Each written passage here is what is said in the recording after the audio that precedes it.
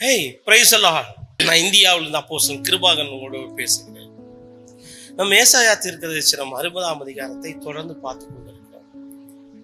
இதுல 7 விதமான மகிமை வருகிறதாக நாம் பார்த்தோம். 1வது வசனத்திலே கர்த்தருடைய மகிமை உன்மேல் உதித்தது என்று பார்த்தோம். 2வது வசனத்திலே அவருடைய மகிமை உன்மேல் காணப்படும் என்று பார்க்கிறோம். 7வது வசனத்திலே ஆலயத்தின் மகிமையை பார்க்கிறோம். தொடர்ச்சியாக நாம் பார்க்கும் பொழுது 13வது வசனத்திலே லீபனோனின் மகிமை, பாதஸ்தான மகிமை, 19வது வசனத்திலே கர்த்தரே நித்திய மகிமை, 21வது வசனத்திலே உன் ஜனங்கள் யாவரும் நீதிமான்களும் என்றென்றைக்கும் பூமியை சுதந்திரித்துக் கொள்ளும் குடிகளும் நான் நட்ட கிளைகளும் நான் மகிமைப்படும்படி என் கரத்தின் கிரியிலுமாய் இருப்பார்கள். இப்படி 7 விதமான மகிமைய நம்ம பார்க்கிறோம். மகிமைக்கு மகிமை வித்தியாசம் இருக்கிறது. நட்சத்திரங்களுக்கு நட்சத்திரங்கள் வித்தியாசங்கள் இருப்பது போல மகிமைக்கு மகிமை வித்தியாசம் இருக்குது. உதாரணத்துக்கு இயேசு பூமியிலே மனிதனாய் வாழ்ந்த பொழுது அவர் அடைந்த மகிமை வேறு. மத்தேயு சுவிசேஷம் 17ஆம் அதிகாரத்திலே மறுரூப மலையிலே அவர் அடைந்த மகிமை வேறு. மறுரூப மலையிலே அவருடைய முகம் மற்றும் வஸ்திரங்கள் கூட மகிமையாய் நிறைந்தது. உயிர்த்தெழுந்த இயேசு யோவானுக்கு தரிசனமான பொழுது பார்த்த மகிமை வேறு. இப்படி ஒவ்வொரு விதமான மகிமையை வேதம் நமக்கு சொல்லுகிறது. அப்படி போலத்தான் வசனம் 2, இதோ இருள் பூமியையும் காரிருள் ஜனங்களையும் மூடும், ஆனாலும் உன்மேல் கர்த்தர் உதிப்பார், அவருடைய மகிமை உன்மேல் காணப்படும்.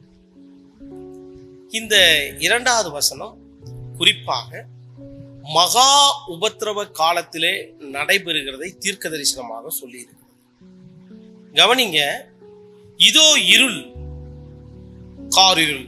இந்த வசனத்துல 2 விதமான இருளை பத்தி பேசுது. இருள் காரிருள்.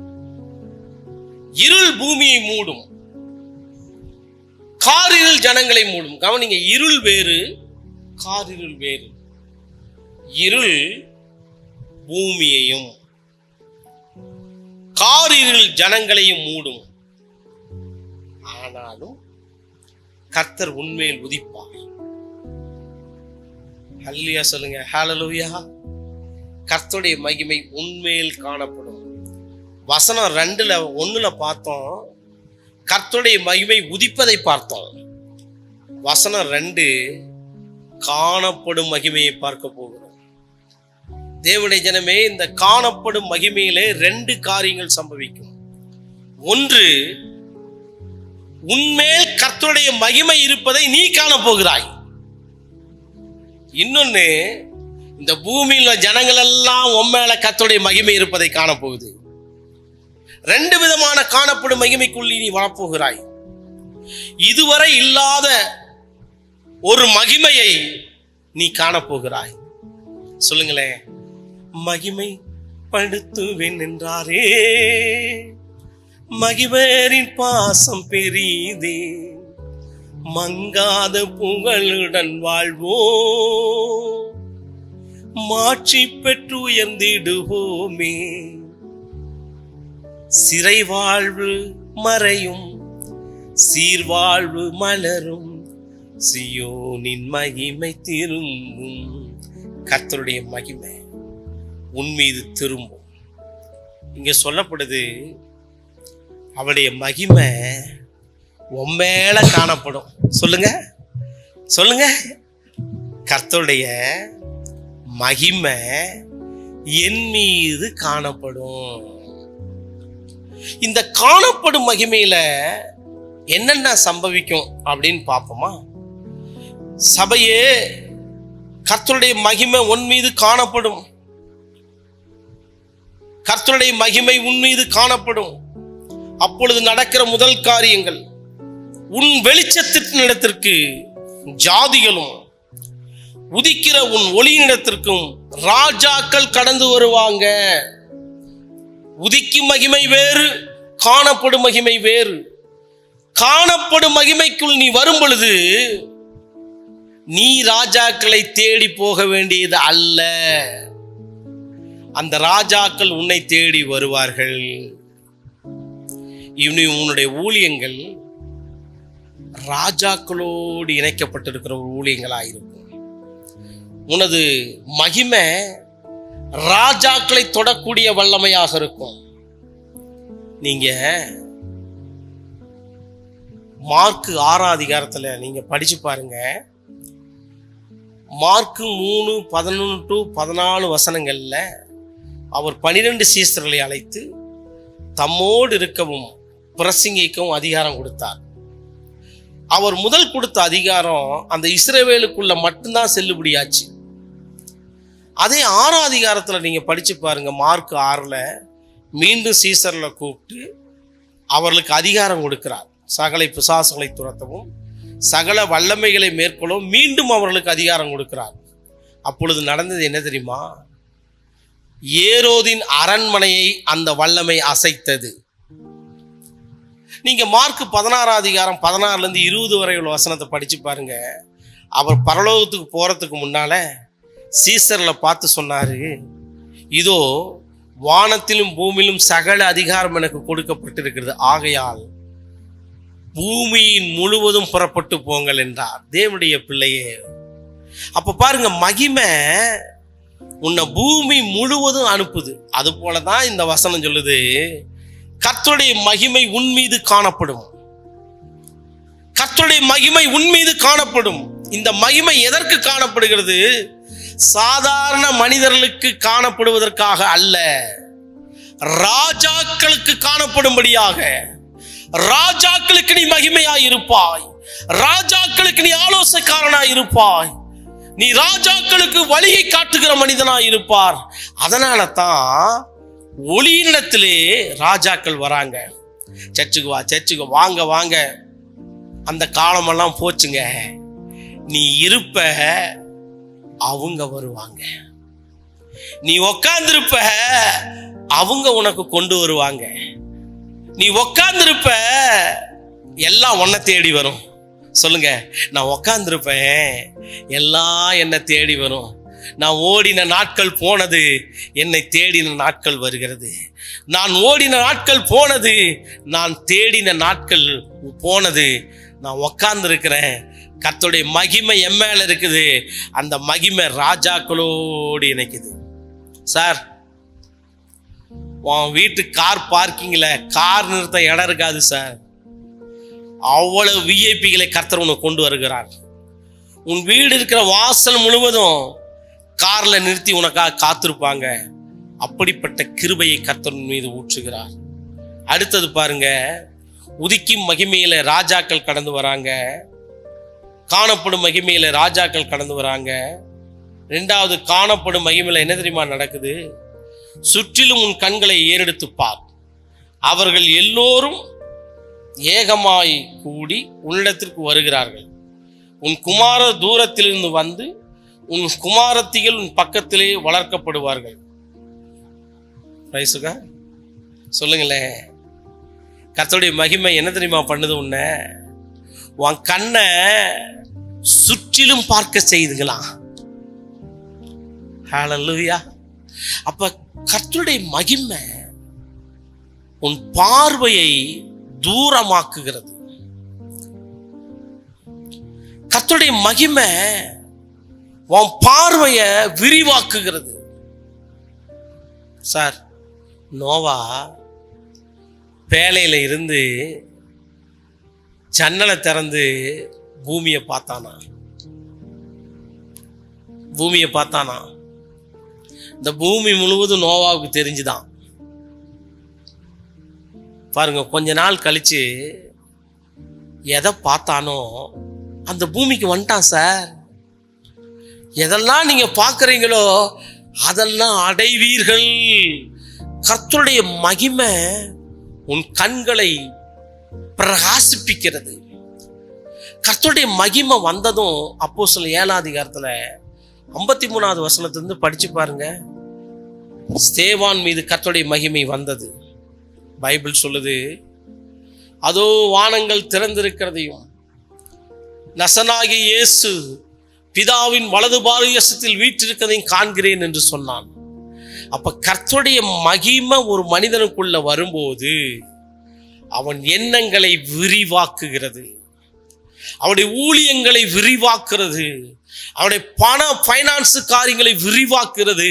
கர்த்தருடைய மகிமை தூரத்தில் இருக்கும் காரியங்களை உன்னை காண வைக்கிறது. கர்த்தருடைய மகிமை உன் கண்களை விரிவாக்குகிறது. கர்த்தருடைய மகிமை உன் கண்களை விரிவாக்குகிறது. மற்றவர்கள் பார்ப்பதற்கும் நீ பார்ப்பதற்கும் ஒரு வித்தியாசத்தை கர்த்தர் வைத்திருக்கிறார். மற்றவர்கள் எல்லாம் பார்த்ததை அடையாம போனானுங்க, ஆனா நீ பார்க்கறத அடைவா. அதனாலதான் பைபிள் சொல்லுது, ஆபிரகாமை பார்த்து சொல்லுது, ஆபிரகாம் உன் கண்களை ஏறெடுத்து பார், நட்சத்திரங்களை என்ன கூடுமானால் என்ன, உன் சந்ததி அவ்வளவாக இருக்கும்.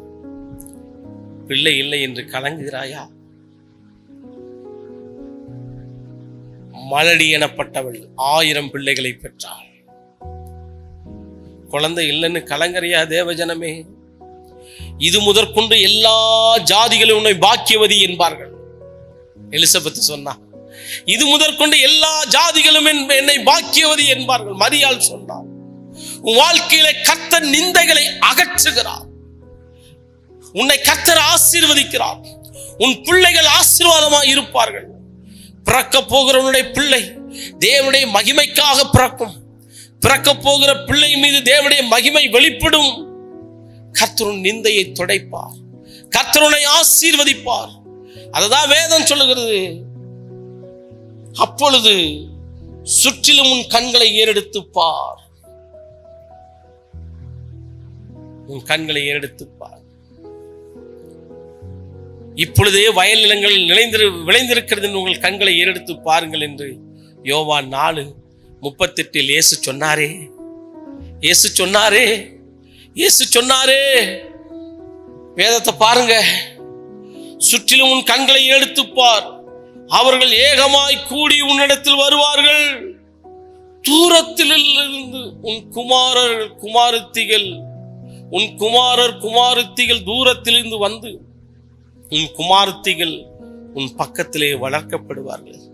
தேவனுடைய பிள்ளையே, என் பிள்ளை தூரம் இருக்குது, எப்போ வரும்னு கலங்கரையா? கர்த்தருடைய மகிமை உன் பிள்ளையை கொண்டு வருகிறது. கர்த்தருடைய மகிமை உன்னை ஆசீர்வதிக்கிறது. பிரிந்த குடும்பங்கள் ஒன்றாக இணைக்கிறது கர்த்தருடைய மகிமை. பிரிந்த கணவன் மனைவியுடைய உறவுகளை கர்த்தர் மகிமை ஒன்றாக இணைக்கிறது. அவர்கள் எல்லோரும் வருகிறார்களா? பிரிந்து போன எல்லாரும் உங்கள்கிட்ட வருவாங்க. பிரிந்து போன எல்லாரும் உன் பக்கத்தில் காணப்படுவாங்க, உன் பக்கத்துல காணப்படுவாங்க. உன் பிள்ளைய உன் பந்தியை சுற்றிலும் கர்த்தர் வைப்பார். தேவஜனமே, உன் பிள்ளைகள் பந்தியை சுற்றிலும் கர்த்தர் வைப்பார். கர்த்தர் உன்னை ஆசீர்வதிப்பார்.